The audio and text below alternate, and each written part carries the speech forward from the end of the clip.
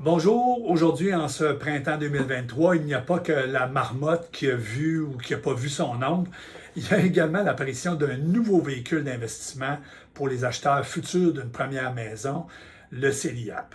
Alors CELIAP pour compte enregistré libre d'impôt pour l'achat d'une première propriété.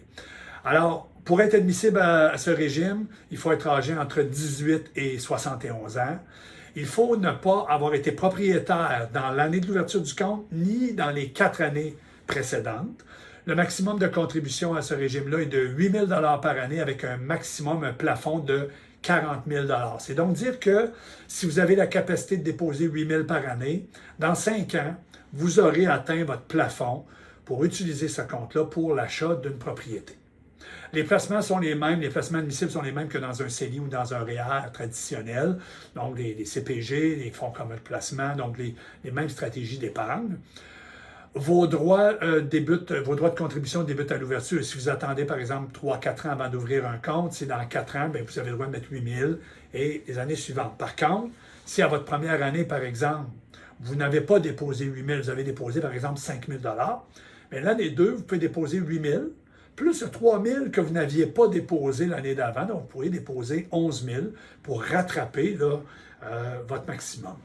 Le volet le plus important et le plus intéressant là-dedans, c'est les 3 éléments suivants. Votre 8 000 que vous déposez dans ce compte-là, il est déductible d'impôt tout comme un REER, ce qui n'est pas le cas pour un CELI traditionnel. Donc, vous avez vraiment une déduction d'impôt comme une contribution REER. Deuxième élément, lorsque vous retirez, aucun impôt à payer sur ce montant-là. Et la cerise sur le sundae, c'est que vous n'aurez pas à rembourser ce montant-là sur les années suivantes, comme c'est le cas notamment pour le régime d'accès à la propriété, pour le RAP. Alors, c'est vraiment un outil, un véhicule très intéressant pour vous préparer à l'achat d'une première propriété. Le régime se termine quand? Bien, premièrement, il se termine si vous retirez pour l'achat d'une maison.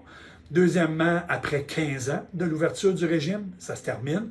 Ou, si vous ne l'avez pas utilisé, à 71 ans, vous êtes obligé de terminer le régime. Par contre, vous pourriez transférer le montant accumulé, si vous ne l'avez pas utilisé, dans votre REER ou dans votre FER, même si vous avez maximisé vos contributions REER.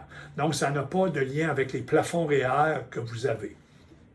Alors, c'est vraiment un outil intéressant à utiliser et puis on peut combiner d'ailleurs le CELIAP avec le RAP. Là, vous reviendrez sur des stratégies intéressantes à regarder ou à mettre en place dans le futur pour une prochaine capsule.